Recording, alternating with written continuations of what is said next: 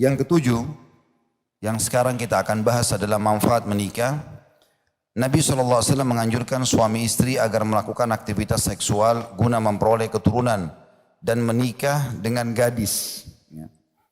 Tentu khusus poin ini maksudnya adalah kalau mau menikah, maka bagi laki-laki dia memprioritaskan menikah dengan gadis. Beda dengan perempuan, perempuan itu bebas saja dia mau nikah sama bujang, dia mau nikah sama duda, dia mau terima laki-laki dengan poligami, itu semua dibolehkan.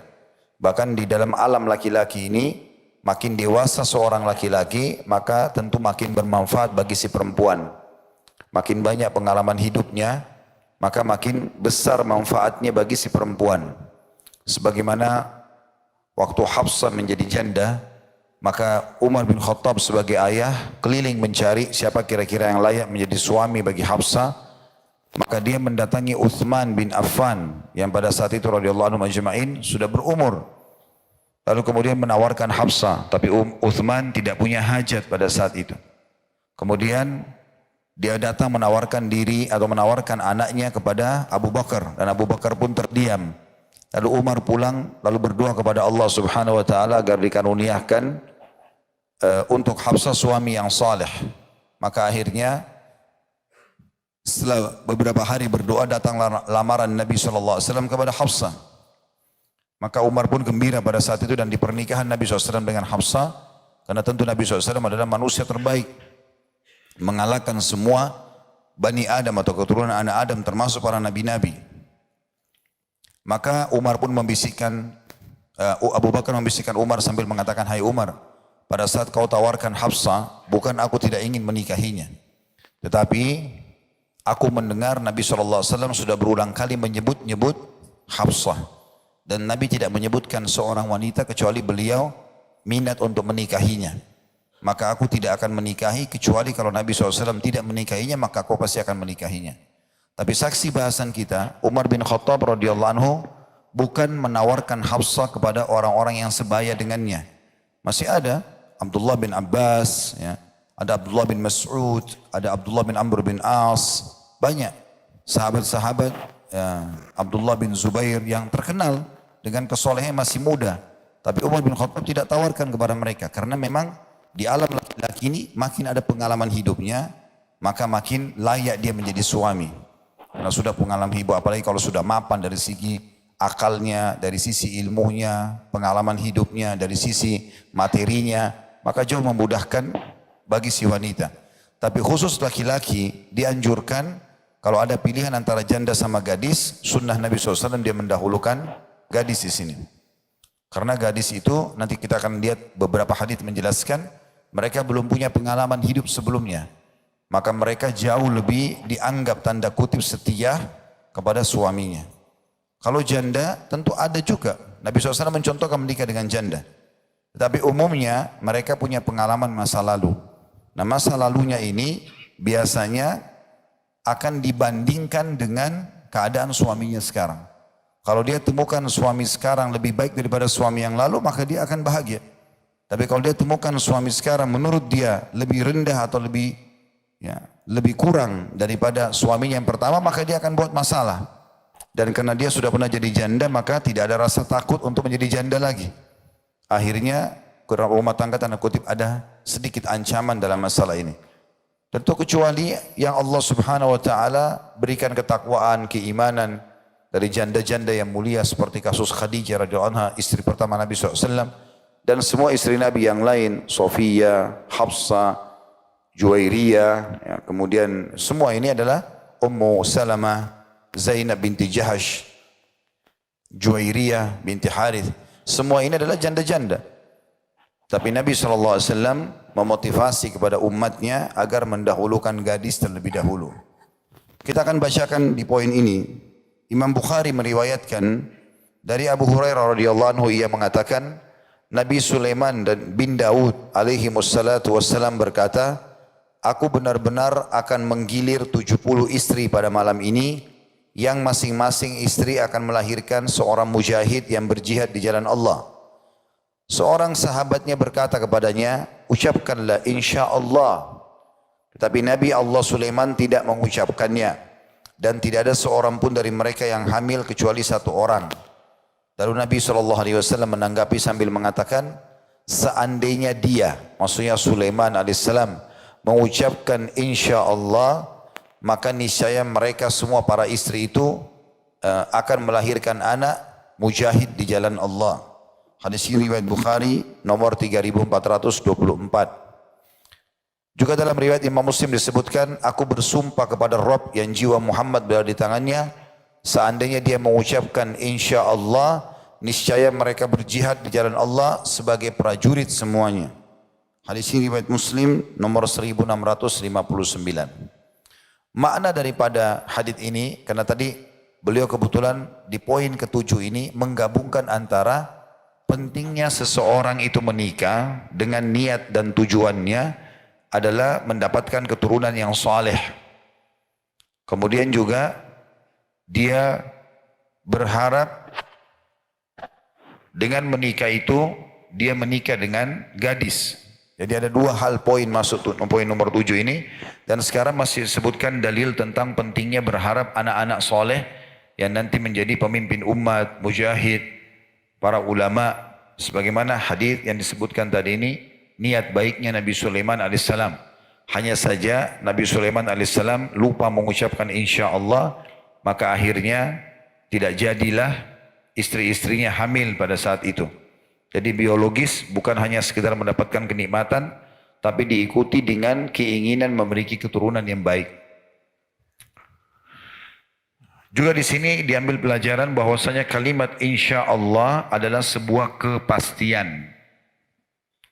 Jadi kalau antum janjian sama orang, selalu bilang insya Allah.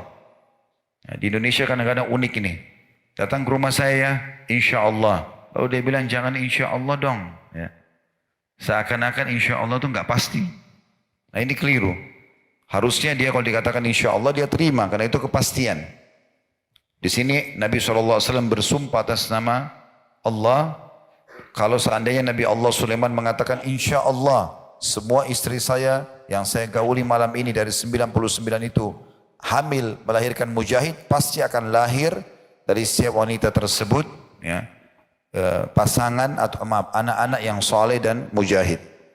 Sebagian ulama menambahkan mengatakan alangkah baiknya pada saat seseorang itu menggauli istrinya yang halal, dia selain membaca doa Allahumma jannibna minasyaitan wa jannib syaitani ma razaqtana, ya Allah jauhkan kami dari syaitan dan jauhkan syaitan dari apa yang kau karuniakan kepada kami, agar anaknya nanti, kata Nabi SAW, kalau lahir tidak akan diganggu oleh syaitan. Dia pun mengatakan insya Allah, Allah akan memberikan kepadaku anak saleh. Imam Bukhari meriwayatkan juga dari Jabir bin Abdullah yang mengatakan ini tentang masalah menikah gadis atau janda, karena di poin 7 digabung dua poin ini. Kata Jabir radhiyallahu anhu, Jabir bin Abdullah radhiyallahu anhu, dia dan ayahnya sahabat, aku bersama Nabi SAW dalam satu peperangan, ternyata untaku berjalan lambat dan kelelahan. Kemudian Nabi SAW datang kepadaku lalu menegur, wahai Jabir. Aku mengatakan, iya. Maka beliau bertanya, ada apa denganmu? Kenapa kau telat nih?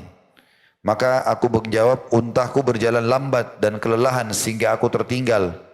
Lalu beliau SAW turun untuk mengikatnya dengan tali, kemudian bersabda, naiklah.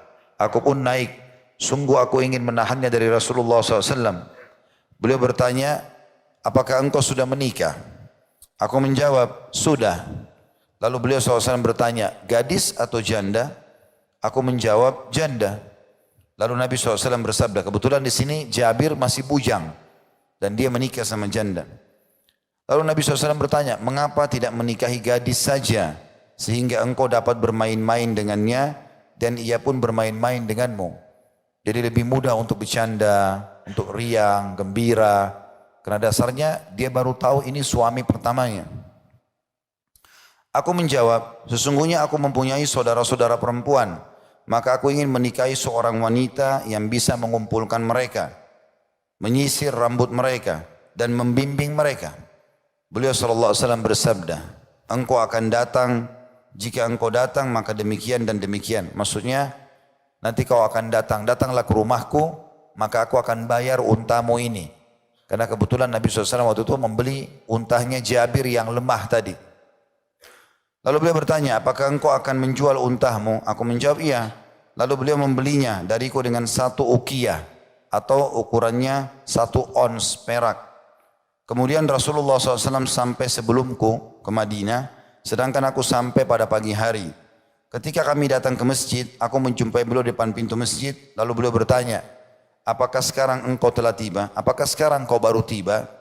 Aku menjawab, iya. Kata Nabi SAW, tinggalkan untamu lalu masuklah ke masjid, kemudian kerjakanlah solat 2 rakaat. Kemudian aku masuk lalu melaksanakan solat, kata Jabir. Setelah itu beliau memerintahkan Bilal agar membawakan 1 uqiyah kepadaku, lalu Bilal menimbangnya dengan mantap dalam timbangan. Ketika aku pergi beliau mengatakan, panggillah Jabir kepadaku. Aku mengatakan, sekarang unta dikembalikan kepadaku padahal tidak ada sesuatu pun yang lebih aku benci daripada unta ini. Beliau SAW bersabda, ambillah untamu dan harga untukmu. Hadis riwayat Bukhari dan Muslim. Bukhari nomor 5079, Imam Muslim 711. Jadi sebenarnya di sini penulis coba menukil lengkap riwayat ya. Tapi saksi bahasan kita sebenarnya adalah pertanyaan Nabi SAW kepada Jabir bin Abdullah radhiyallahu anhu, apa kau sudah menikah? Dia mengatakan iya. Ditanya apakah gadis atau janda? Dia mengatakan janda. Lalu berkatalah Nabi SAW, tidakkah kau nikah dengan gadis? Maka kau akan lebih periang, kau akan lebih senang, kau akan bisa bercanda dengan dia. Dan dia pun bercanda denganmu. Lalu Jabir ini menandakan tentu gadis lebih baik daripada janda. Lalu Jabir bin Abdullah menjelaskan kenapa dia nikah dengan janda. Dan ini juga menandakan boleh menikah dengan janda tergantung pertimbangan. Jabir rupanya pada saat ayahnya Abdullah bin Haram radhiyallahu anhu, sahabat Nabi yang mulia meninggal mati syahid di perang Uhud dan termasuk syuhada Uhud yang paling mulia setelah Hamzah. Karena Nabi SAW bersabda kepada Jabir, wahai Jabir, sungguhnya semua orang yang mati syahid diajak bicara oleh Allah dari belakang hijab kecuali ayahmu. Maka Abdullah bin Haram radhiyallahu anhu punya kedudukan yang sangat tinggi dan ini sudah kita bedah di YouTube tentang serial atau dalam serial sahabat tentang kisah ayahnya Jabir ini. Yang jelas Abdullah ini meninggal dan memiliki banyak sekali anak-anak serta hartanya tidak banyak. Maka Jabir waktu itu masih bujang, dia masih sangat muda dan dia khawatir tidak bisa mencari nafkah sambil mengurus anak-anak adik-adiknya. Maka dia pun sengaja mencari janda yang sudah punya pengalaman hidup untuk bisa mengurus adik-adiknya. Dan Nabi SAW membolehkan hal tersebut. Dalam riwayat Ibnu Majah disebutkan bahwasanya Rasulullah SAW bersabda, "Alaikum bil abkari fa innahunna a'dzabu afwahan wa antaqu arhaman wa arda bil yasir." Nikahlah dengan gadis perawan sebab mereka itu lebih manis bibirnya, lebih subur rahimnya, lebih ridho dengan yang sedikit. Bisa bermakna manis bibirnya artinya tutur katanya masih bisa dikontrol. Ya. Bisa bermakna itu. Karena dia belum pernah punya pengalaman rumah tangga sebelumnya. Kalau orang sudah punya pengalaman rumah tangga apalagi cerai dalam kondisi suaminya tidak meninggal, terjadi pertengkaran selalu dalam rumah tangga, berarti tanda tanya orang ini kenapa jadi janda. Dan kemungkinan mereka kalau sudah terbiasa berkata kasar sama suaminya yang dulu, dia akan lakukan juga pada suami yang sama atau suami yang sekarang. Ini ada cukup banyak ikhwah yang saya temui menghadapi kasus yang sama. Jadi ternyata memang apa yang saya sampaikan secara teori di pengajian itu ternyata betul.